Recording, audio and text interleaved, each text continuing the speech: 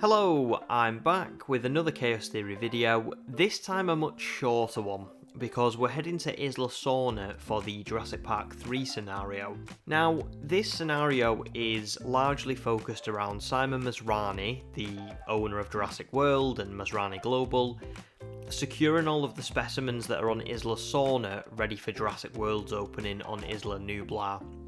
So you basically have to capture these dinosaurs, house them, sort of study them for a little bit, and then you move them onto Isla Nublar, and that is the whole premise of this one Chaos Theory mode.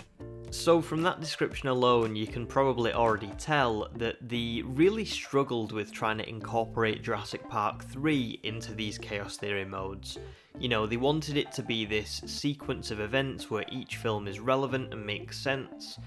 But for Jurassic Park 3, because it's such a contained story and doesn't really fit in with the other films, there would have been no way to make a Chaos Theory mode based on the events of that film. So instead what they opted for was a bridge in the gap between, the events of Jurassic Park and The Lost World and Jurassic World. And I think, to be fair, in the canon, there is a whole thing where Masrani did, secure specimens from Sorna, he captured Rexy on Nublar, but I think it's clear just how much they struggled with fitting Jurassic Park 3 into these Chaos Theory modes by what you're about to witness. So, without any further ado, let's jump into the video. So the first thing they want you to do is place down a few facilities, and then it's pretty much straight out into capturing a wild ankylosaurus. You have to do this manually because it's a wild dinosaur and it's in the wild area, and this is something that'll pop up quite a lot throughout this mode, where you have to manually tranquilize the dinosaurs and then move them to an exhibit that you've built. Speaking of which, I built a small enclosure in that first starting area, which is all you get for the entirety of the mode, and the reason I'm doing this is because I just want to keep things contained, because further down the mode, you might have an exhibit which requires a lot of dinosaurs in it, or something like that. So starting out, it's just a small enclosure, and then we'll build from there. And then it's just a case of making the ankylosaurus comfortable, which is really easy.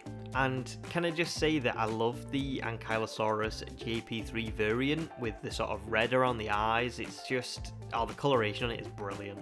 Next, we just need to place a viewing platform so that we can see into the ankylosaurus enclosure, and we just need to make sure that it's visible for about 20 seconds or so. And after that very brief objective is complete, all we have to do now is tranquilize the ankylosaurus and send it to Jurassic World. And as I mentioned previously, this is going to be quite a regular occurrence during this mode. We're going to go out into the wild area of Isla Sorna, tranquilize the dinosaur, bring it back to the enclosure, make sure it's comfortable or make sure it's healed or do something with it, and then we just have to tranquilize it and move it on to Jurassic World.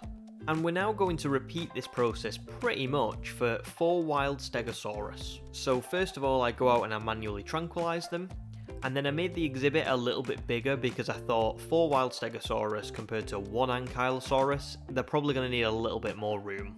There is one thing I wanted to highlight here that I really love, which is that you can now multi-select dinosaurs for transportation. So instead of having to take one to the exhibit, come back for the next one, and repeat that process, you can just multi-select every single one of them, and then go to the exhibit and place down every single one of them, and that's the process complete. And I just think that's a great mechanic. Now that all of the Stegosaurus are in their enclosure, we've just got to make sure that they're comfortable with their environment and make sure that they've had a status check performed on them. The easiest thing to do for this is just make sure that they've had a ranger post placed down and a ranger team assigned to it so that they're regularly performing checks, and then just make sure their environment's okay too. Once this is complete, all you've got to do is make sure that they can be seen from a viewing platform for about 20 seconds once again. And then once that objective has been marked as complete, you just tranquilize them and send them off to Jurassic World. Easy. Next up, we just need to capture and enclose a wild Ceratosaurus. And all I did for this one to make it comfortable was remove all the vegetation that the Stegosaurus had. I placed down a live feeder for some prey, and it already had water, so as soon as it was transported in and it had sort of expanded its territory, it was completely comfortable. Now we've got to perform a status check on the Ceratosaurus, and when you do this, it triggers a notification telling you that it's got an unidentified ailment and that they want you to perform a medical scan. Now, I didn't have a paleomedical facility built yet in order to perform the medical scan, and I also didn't have a science centre in order to perform the research for the paleomedical facility. So all I had to do was go away and build those, and I don't know if I've mentioned this yet, but you do get a budget of like 10 million in this mode, so it's really difficult to mess it up. You know, it seems like they just wanted you to complete this mode nice and easy and move on to the next one. Which is great news for us because it means that there's no more waiting around for researching or building things, we can just do it immediately. So now that my facilities have been built, we can scan the Ceratosaurus, and it turned out that it had a major fracture. So all you have to do is tranquilise the dinosaur, transport it to the paleomedical facility, and then treat it. Unfortunately, the one scientist that I did have didn't have enough skill points, and so I had to hire a new one. But like I mentioned, we've got so much money, it just does not matter. Once that had been done, we was able to perform the treatment on the Ceratosaurus and then transport it back to its enclosure. Now, there are only 2 objectives made available to you once the Ceratosaurus has been transported back to its enclosure, and these are to make sure it can be seen from a viewing platform and to increase its comfort to 90% for about 15 seconds or so. And now, we have to predict what curveball the game's going to throw at us. What is the game going to ask us to do now that the Ceratosaurus is comfortable and can be seen from a viewing platform? I'm going to give you 5 seconds to have a guess.